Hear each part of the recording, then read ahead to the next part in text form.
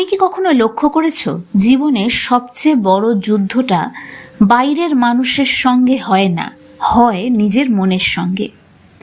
সারাদিন মানুষকে হাসি মুখ দেখিয়ে দায়িত্ব পালন করে সংসার সামলে অর্থ উপার্জনের জন্য দৌড়ে বেরিয়ে যখন রাতের বেলা বিছানায় মাথা রাখো, তখন এক অদ্ভুত শূন্যতা এসে তোমাকে গ্রাস করে। মনে হয় সবই তো আছে, তবুও যেন কিছু নেই। এই কিছু নেই এর অনুভূতি আজকের মানুষের সবচেয়ে বড় দুঃখ।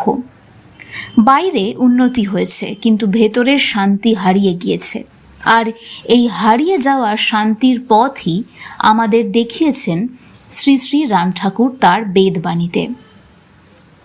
একজন মানুষ একদিন এক মহাপুরুষকে জিজ্ঞাসা করেছিলেন, গুরুদেব, আমার জীবনে এত দুঃখ কেন? আমি তো কারো কোনো ক্ষতি করিনি। গুরু শুধু মৃদু হেসে বললেন, তুমি আজ যে ফল খাচ্ছ সেই বীজ তুমি আজ বপন করনি। এই একটা বাক্যের মধ্যেই লুকিয়ে রয়েছে কর্মের গভীর রহস্য। আমরা অনেক সময় ভাবি ঈশ্বর আমাদের সঙ্গে অন্যায় করছেন, কিন্তু বেদবাণী আমাদেরকে স্মরণ করিয়ে দেয় প্রারব্ধ কর্মের ফল ভোগ না করে কেউ মুক্ত থাকতে পারে না। ভগবদ্গীতাতেও ভগবান শ্রীকৃষ্ণ অর্জুনকে শেখান কর্মের নিয়ম কখনো ব্যর্থ হয় না, তাই দুঃখকে শাস্তি নয় শিক্ষা হিসেবে গ্রহণ করতে শেখো। কিন্তু এখানে একটা বড় প্রশ্ন আসে, যদি সবই কর্মফল হয় তাহলে কি আমরা অসহায়? তাহলে কি চেষ্টা করার কোনো মূল্যই নেই? এখানেই বেদবাণী একটা অসাধারণ পথ দেখায়। প্রারব্ধের ফল এড়ানো যায় না, কিন্তু সেই ফল ভোগ করার শক্তি ঈশ্বরের নাম থেকে আসে। ঝড় থামবে কিনা তা তোমার হাতে নেই, কিন্তু ঝড়ের মধ্যে দাঁড়িয়ে থাকার শক্তি তুমি লাভ করতে পারো। সেই শক্তির নামই নাম স্মরণ। আজকের মানুষ মনে করে জপ মানে বৃদ্ধ বয়সের কাজ, কিন্তু একটু ভেবে দেখো তোমার মন সারাদিন কি জপ করছে না?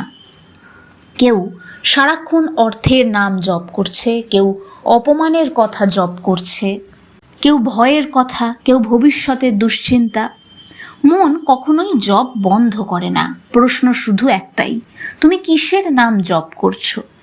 যে নাম তুমি বারবার মনে আনছো, ধীরে ধীরে তুমি তারই রূপ ধারণ করছো। তাই বেদবাণী বলে, ঈশ্বরের নামই মনকে তার প্রকৃত আশ্রয়ে ফিরিয়ে নিয়ে যায়। উপনিষদে বলা হয়েছে, মানুষের প্রকৃত পরিচয় এই দেহ নয়, এই অস্থির মনও নয়। আমরা সেই চৈতন্য, সেই মহা চৈতন্যের অংশ যা সব কিছুর সাক্ষী, কিন্তু আমরা সাক্ষী হতে ভুলে গিয়ে নিজের চিন্তাকেই নিজের পরিচয় বলে মনে করে নিই। এই ভুল থেকেই জন্ম নেয় ভয়, রাগ, লোভ, হিংসা এবং অশান্তি। ধ্যানের উদ্দেশ্য নতুন কিছু পাওয়া নয়, বরং ভুলে যাওয়া নিজের সত্য পরিচয়কে আবার স্মরণ করা। অনেকে বলেন, আমার মন তো ধ্যানে বসে না, কিন্তু আমি বলি, মন বসে না নাকি তুমি মনকে কখনো ভালোবাসা দিয়ে বসতে শেখাওই নি? যে শিশুকে সারাদিন দৌড়তে দেওয়া হয় সে কি একদিনে শান্ত হয়ে বসতে পারে? মনও ঠিক সেই রকমই। বছরের পর বছর তাকে আমরা অস্থিরতার শিক্ষা দিয়েছি।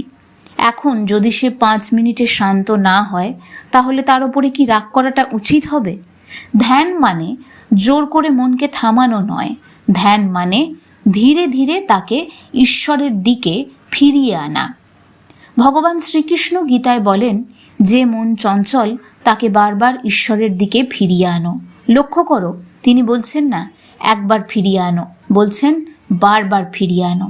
কারণ আধ্যাত্মিক জীবনের সবচেয়ে বড় রহস্য হলো ধারাবাহিকতা। বড় বড় সাধনা নয়, ছোট ছোট নিয়মিত সাধনাই মানুষের জীবনকে বদলে দেয়। আজ পৃথিবীর সবচেয়ে বড় রোগগুলোর একটা হলো উদ্বেগ। মানুষ ভবিষ্যৎ নিয়ে এত চিন্তা করে যে বর্তমানকেই বাঁচতে ভুলে যায়। কিন্তু ভবিষ্যৎ কি কখনো চিন্তা করে বদলানো যায়? উদ্বেগ কি কখনো সমস্যার সমাধান করেছে? উদ্বেগ কখনোই মানুষের সমস্যার সমাধান করেনি। উদ্বেগ শুধু শক্তি কেড়ে নিয়েছে।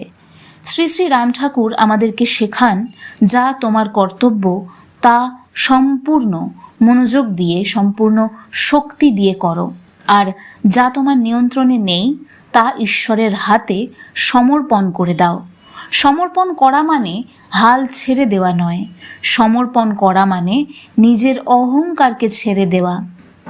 একটি নদী কখনো সমুদ্রের পথ জানে না, সে শুধু প্রবাহিত হতে জানে, তবু শেষ পর্যন্ত সে সমুদ্রেই পৌঁছে যায়, কারণ নদী নিজের পথ তৈরি করে না, প্রবাহকে বিশ্বাস করে।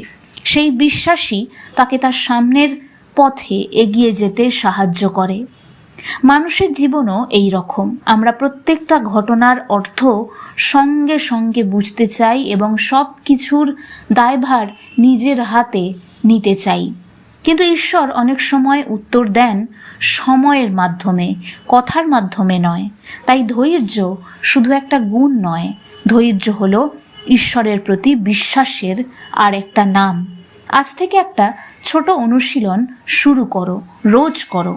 সকালবেলা ঘুম থেকে উঠে 5 মিনিট নিজের শ্বাসকে লক্ষ্য করো। তারপর যে নামের প্রতি তোমার বিশ্বাস, সেই নাম ধীরে ধীরে জপ করো। সংখ্যার জন্য নয়, অনুভূতির জন্য।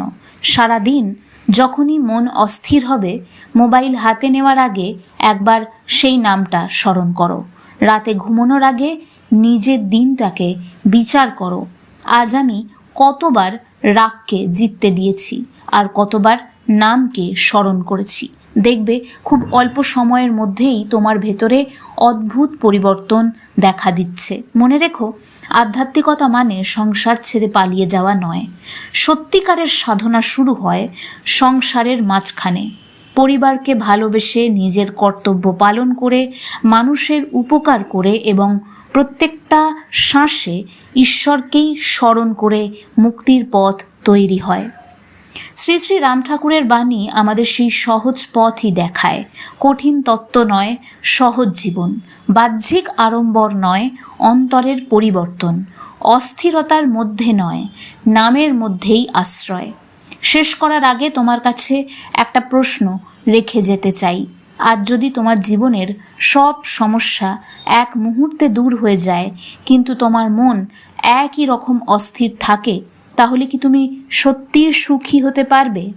আর যদি বাইরের সব সমস্যা নাও মেটে, কিন্তু তোমার মন ঈশ্বরের নামে স্থির হয়ে যায়, তাহলেও কি তুমি সত্যি অসুখী থাকবে?